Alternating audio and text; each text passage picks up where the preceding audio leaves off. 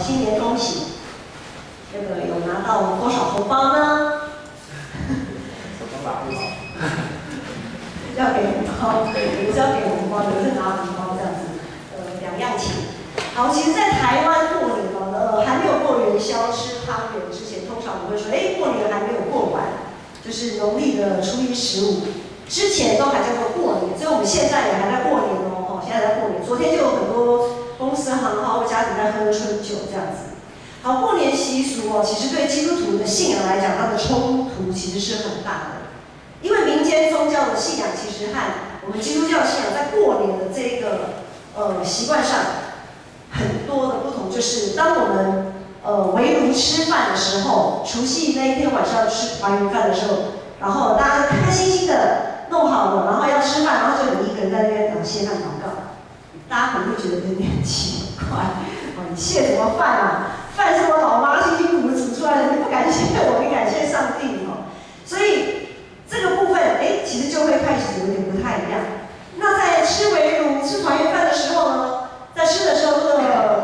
会聊天嘛，一边吃饭一边聊天。聊天的话题可能他们，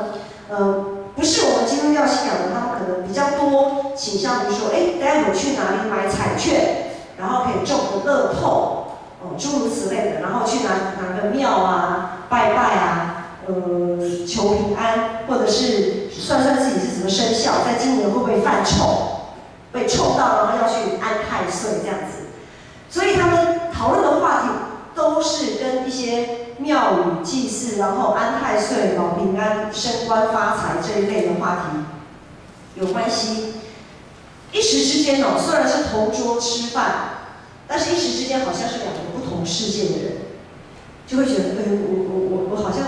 这个话题我没有什么太大的兴趣，然后能讲的那个好像跟我的信仰有点，不太能够合在一起这样子。好，那对于我们，当我们面对自己未信亲友的时候，很多时候不要说传福音，就是要好好的说个话，聊个天。人家说话不投机半句多嘛，如果不投机的话，一直讲，你就觉得就也讲不出什么话来啊，所以。不要说传福音光是好好想要聊天讲的话都很困难。单单要建立一个很自然而然的对话管道就困难重重，因为一不小心我们可能会被那些未信的亲友影响。就好像他们说，新闻除夕那天大家应该都有看到，就是在除夕过12点的时候，一般我们看到的新闻会是什么？有没有人在看新闻吗？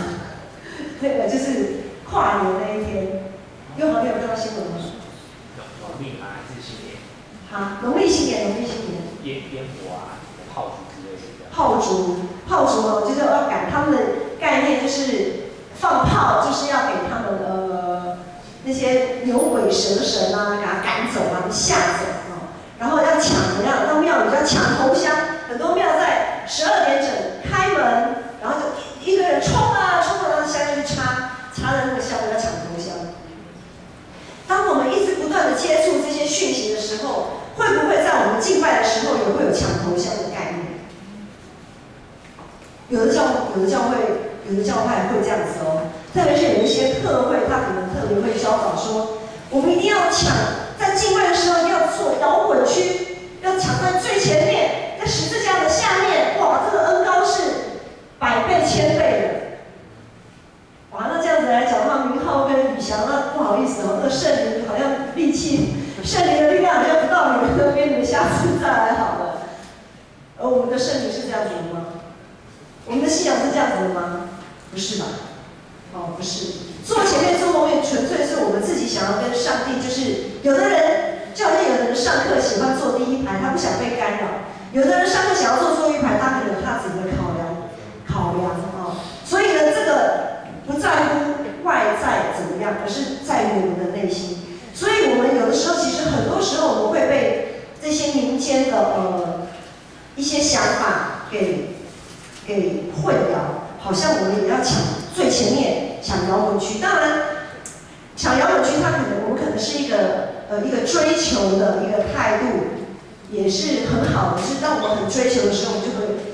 不是说后面不追求了我只是举例，有些人会这样想。好，所以呢，我们不能被世俗的那些想法影响，好像一定得怎么样才能怎么样。好，除此之外，我们会看到新春，我们也有新春称谢礼拜。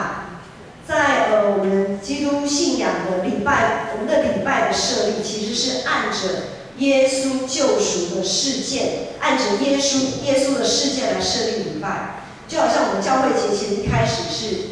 圣诞节，就是耶稣诞生，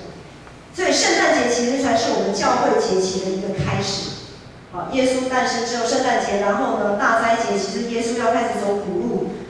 试探苦路，然后受难周，耶稣受难日，然后再复活节，复活节之后呢，然后圣灵降临节，好，然后就一堆教导平常节期这样。所以我们会发现新春礼拜其实不在这个里面，新春礼拜其实不属于耶稣事件的整个循环里面。所以新春礼拜其实是一个我们也是因地制宜，为着符合我们华人的节期的需要，因为华人比较重视旧历年嘛，旧历新年，所以想来个新春礼拜。因为别人大年初一都在拜拜啊，我们不拜好像是不是觉得有点奇怪呢？那另外就是特别对于一些第一代信主的信徒来讲，他们过去在大年初一可能都是去庙里，哇，一堆人山人海，庙去拜拜。你突然叫他信主以后，大年初一哇没事做，他可能会觉得，人家拜好像很有平安，我们都不拜，是不是没有平安？他可能心里会有点怪怪的。所以其实新春礼拜，我们会发现，有些教会有，有些教会没有，因为它不是一定要有的一个礼拜的设立，纯粹就是看每一个教会想要怎么样来呈现，或者是每一个教会因着他们在过农历年的时候有怎么样的需要，才能设立这样新春礼拜。所以新春礼拜有的有做，有的没有做，有的也会因为可能年假安排的关系，有的时候会暂停。就好像我记得有一年的大年初一刚好跟主日是隔天，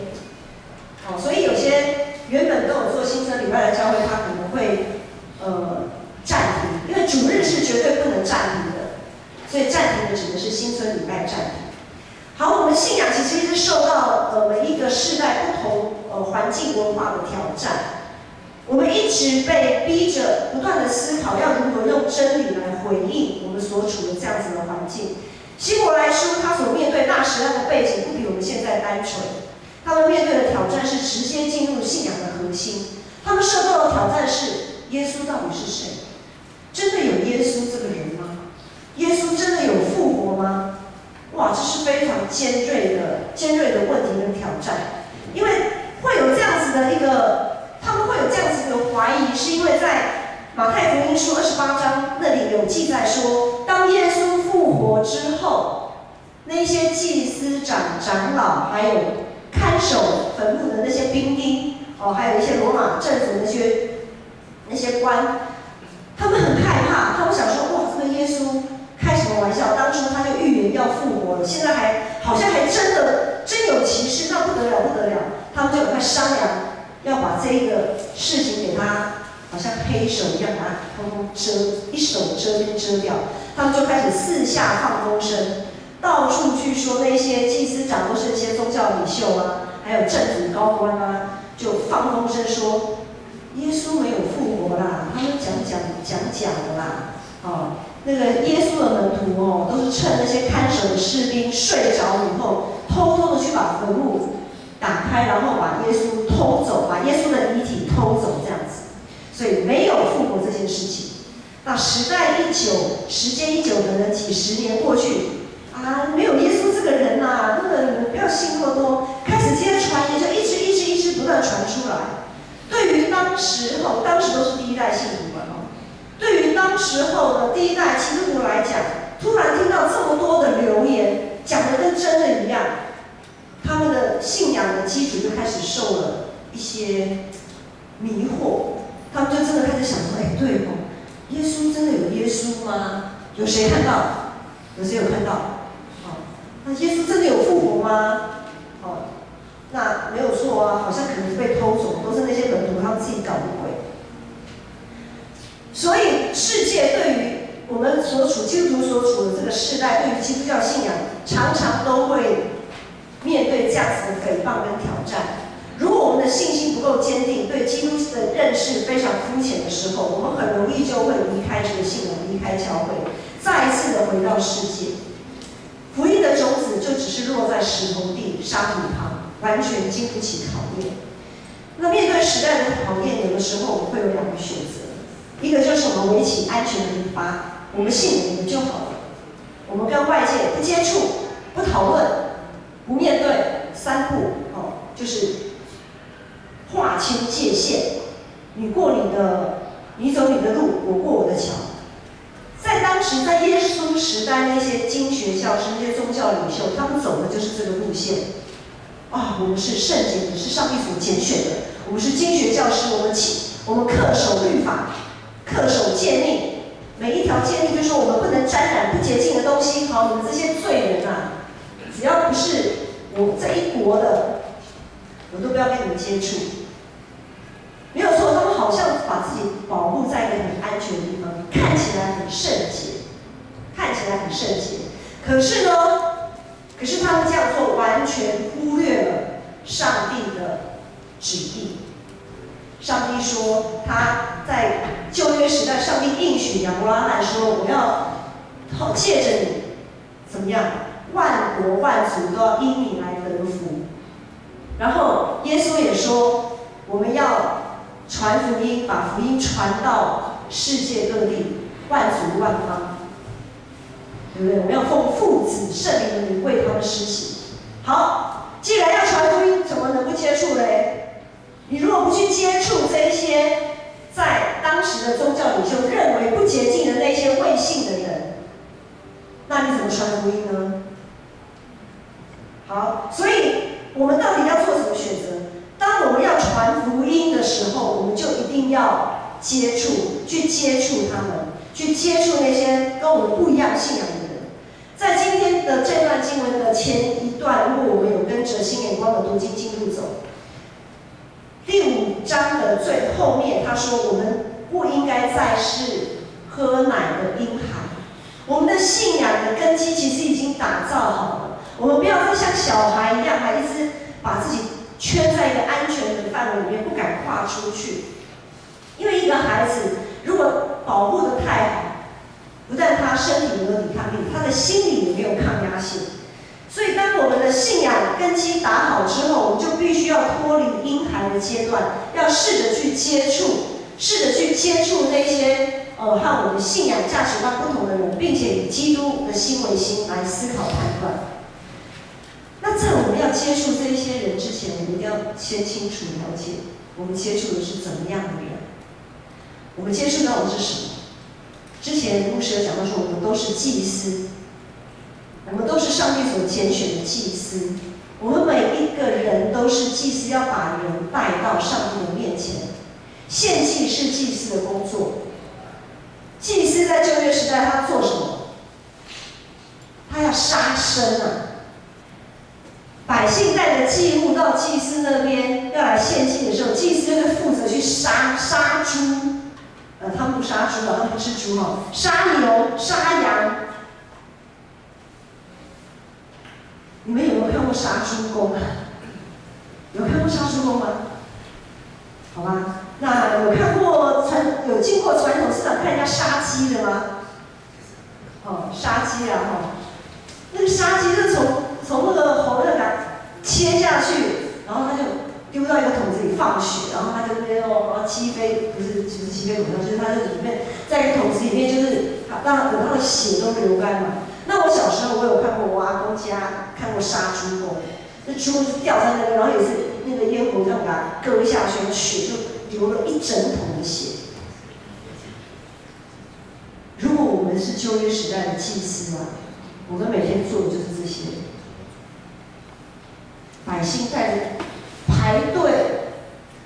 跟签唱会一样排队，带着他们的牲畜，带着他们的牛羊，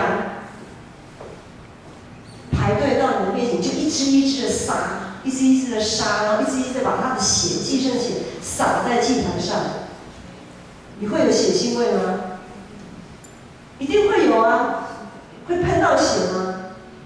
一定也会喷到啊，所以当我们在成为一个祭司的时候，当我们要去接触那一些我们要传福音的对象的时候，其实我们每一个人多少都会沾染所谓的不洁净，沾染那些血腥味。我们没有办法像比拉多这样子这么洗手表示无辜，然后这些事情跟我都没有关系，没有办法。要传福音就是要接触，要接触就一定会沾到所谓不洁净的东西，沾到那些血腥味。现在觉得好像鼻子有到一点那种血腥味的感觉哦。因为每一个人的生命，当我们去进入每一个生命的时候，都是血淋淋的。因为每一个人会想要渴慕到上帝面前的人，都是自认为有罪的人。我们都是罪人，我们都是血淋淋的。要实现这个信仰、传福音使命的信仰，就必须付出行动。我们不能只是想做个不沾锅。耶稣在世上的服事亲自做了示范，在福音书的记载里面，耶稣亲自向我们启示了他的身份跟工作，就是要参与在他人的生活当中，不再画地自限，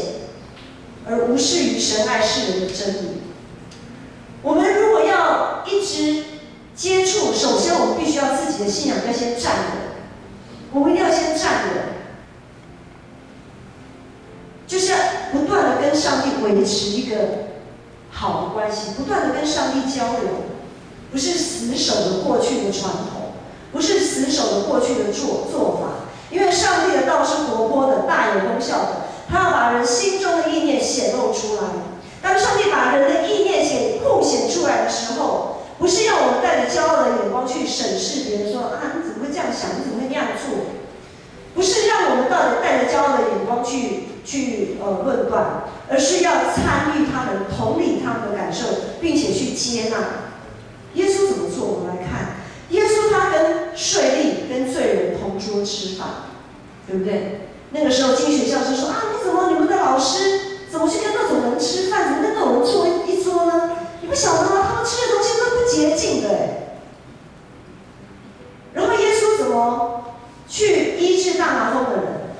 他医治麻风病人，不是说叫他站得远远的，你离我远一点，我有那个麻风病，我会传染给我。你不洁净，你要离我远一点。然后我站在这边为你祷告，你得医治，好 OK。然后你走你的，我过我的。耶稣不是。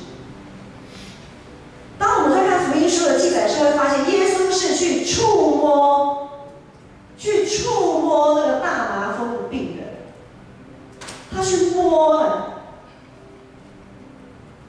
所以耶稣他并不怕沾染那些污秽，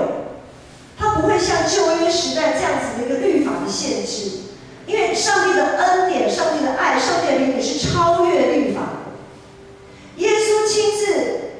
向我们做这个示范。圣洁不在乎外表看得到的，圣洁感是在于我们跟上帝一个正确、一个合一的关系。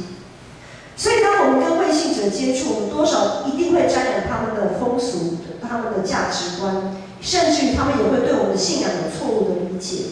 在这个时候，我们就要常常提醒自己要思考上帝的心意跟耶稣是怎么做的，然后细细体察圣灵怎么样在我们的心里对我们说话，也透过环境来对我们说话。我们要谨慎地判断我们所说的每一句话，跟我们所做的每一件事，因为有经历思考、经历试炼过的信仰，才是实实在在属于我们自己的信仰。我现在举个例子哈，我们在其实做牧师的常常会参与到一些丧葬的一些礼仪，特别在过年时期，丧葬礼仪很多，有一些丧礼对于未信的亲友，对于未信的人，他们在亲人过世的时候，他们会很想要烧一些衣服给他穿，烧一些钱给他以后在不同的世界用，或者是牧师之前因为也是第一代基督徒，我还没有信主的时候，就我说我阿公啊，我舅舅他们过世的时候，那我看到亲戚就会为他们糊一个好像纸糊的，很像是大楼的样子，就是他如果想要让过世的亲人住大楼，就烧一个大楼给他，不是真的大楼，就是有点像模型这样子的哈，用纸糊的那种大楼，就是如果他要住三合院呢，可能就糊一个三合院烧给他，这样就是让他到过去的世界，到另一个世界的时候可以有房子住，有衣服穿，有钱可以用，就想尽任何他需要的东西就烧给他这样。可是基督教的在我们的信仰就不是这样，因为耶稣复活之后，他复活升天之后，就开始为我们预备房间。他就在天家为我们预备。当上帝的时间到了，当预备这个房间预备好了，当我们的信仰在一路跟随着耶稣基督的脚步，一路这样往前走的时候，当我们的房间预备好了，上帝就把我们接走。那个时候我们就一无所缺。在我们的信仰里面，其实当我们人死后进到另一个世界的时候，就是进到天父的世界，进到天父的怀抱，进到天家，我们一无所缺，我们根本都不需要去烧这些东西，我们也不需要去烦恼我们离世的亲人缺什么。但是呢，当我们看到这样子的景象的时候，我们会怎么反应？我曾经碰到有基督徒看到有未信的亲友想要为他棺木嘛，遗体都躺在棺木里面的时候，就会有未信主人想赶快拿一些衣服放在棺木里，要跟着一起想要到时候火化的时候跟着一起烧，然后就会有基督徒比较紧张的，他说：“他不行，不用，都有了，不用这样子。”就很快速的这个制止，或者是有一些说要大家手里面塞个钱，以后让他可以用之类的，然后有些基督徒讲，不行，这个不合乎我们基督教的这样子的观念跟想法。我们会这样做呢，还是这是一种做法，我看到了哈。还有人的做法是默默的为这样的情况祷告，求主怜悯啊！这个他们还是这么的惊慌害怕，怕某某人去到另一个去回到天家，没得吃，没得住，没得穿，没得用，这样子真的求主怜悯，保守他们的心，安慰他们的心等等。还有的做法呢，是因为在一个很痛苦、很难受的一个情境里面。好有的基督徒也跟着就这样做了，就觉得好像真的我如果不放，会不会谁他就真的没有衣服穿，真的也没有钱可以用，然后也没有房子可以住。有的基督徒他如果信仰根基不是很好的时候，就会被影响，就好像我刚才一开始讲的，好像一定要抢头香，一定要抢到最前面，一定要这样做才能得到祝福。就是有的时候我们信仰的根基是不是够稳？当我们在接触，我们一定有很多机会接触未信的人因为我们只有5%，全台湾不过才5%的信徒而已，还有95%，你走出去10个，你一个基督徒其他人都是那个民间宗教信仰的。所以当我们在接触这一些无可避免一定会接触到这样子的时候，我们会怎么反应？其实，在那个当下，我们也正被上帝的圣灵刺入破开，我们的心怀意念也被检视。当我们在检视别人的作为，当我们在检视别人怎么做的时候，其实我们的心意也被检视着。我们不只是祭司，我们同样也是羔羊，因为耶稣就是2种身份。他是祭司，他也是羊羔，因为他本本身他献自己为祭，那我们每一个人也是，我们是祭司的角色，同样我们也是羔羊角色。我们怎么样可以牺牲自己？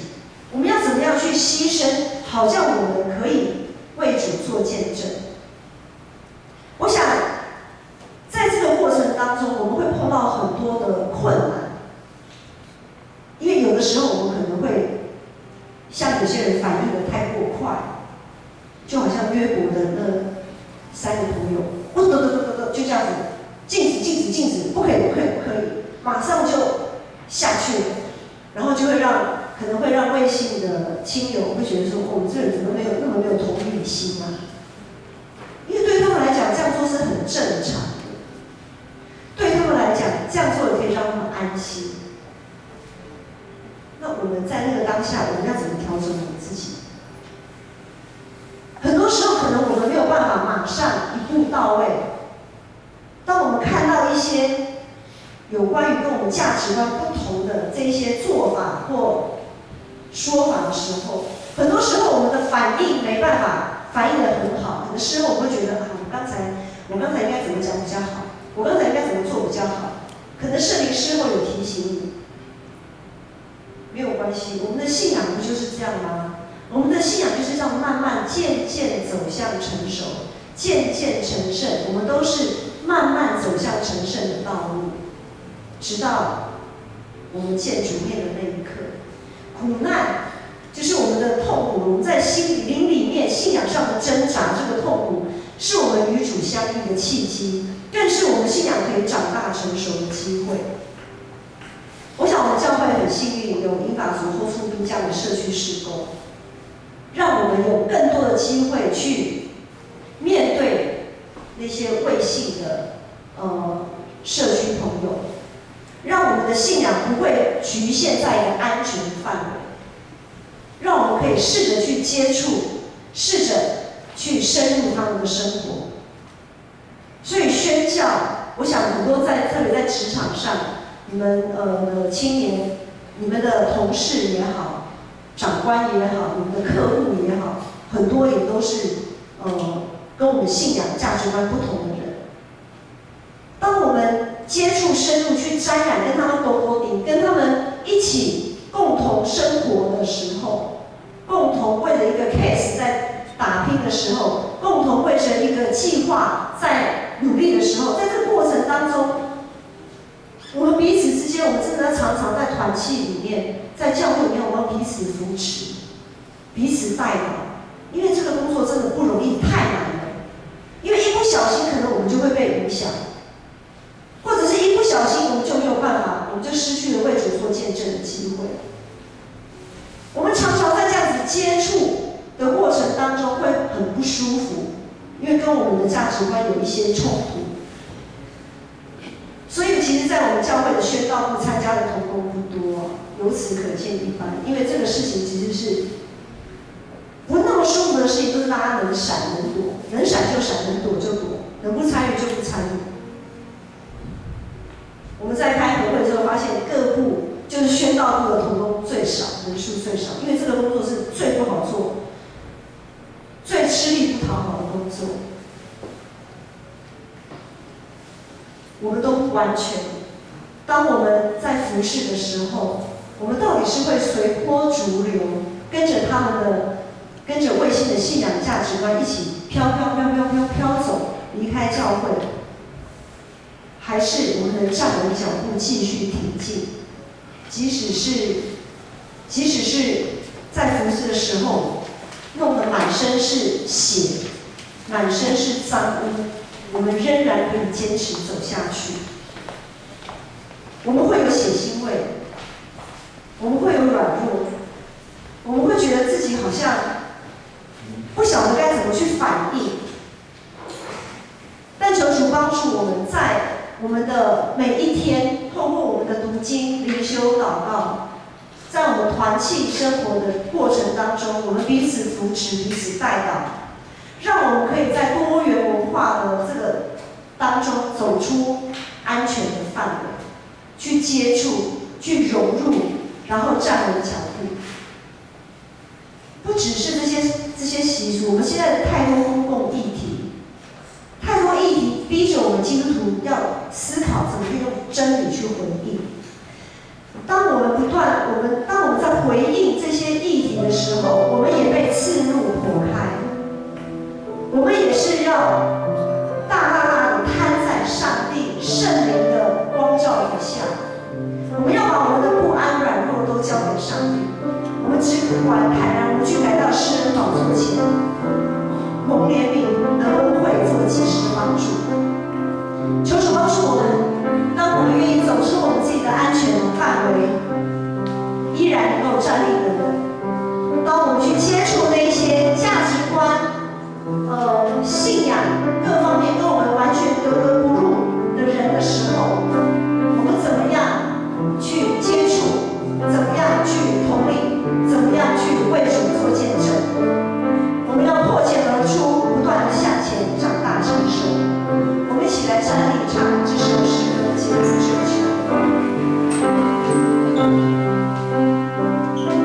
我要侧耳，我要侧耳，来倾听你的声音。我要抬头，仰望你的容颜。我要寻求你对我荣耀心意，主我到你面前。我要侧耳，来倾听你的声音。我要抬头，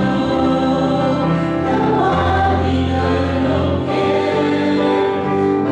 要寻求你对我荣耀心意，主我到你面前。我要献上我的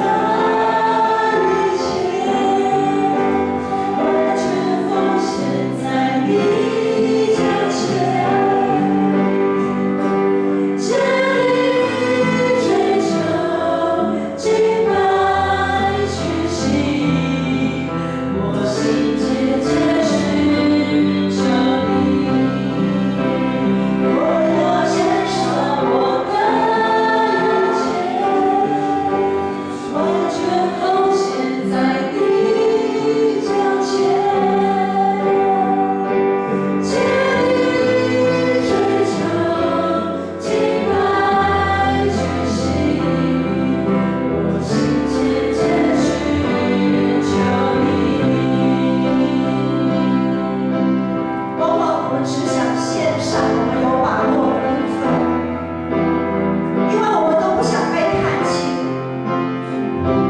我们都不想把自己的软弱摊在别人的面前。要献上一切是个很大的挑战，献上一切代表着我们要献上我们有把握的一部分，也要献上我们完全没有把握的那一部分。当我们要跨越那个安全界限的时候，当我们的信仰要迈向成熟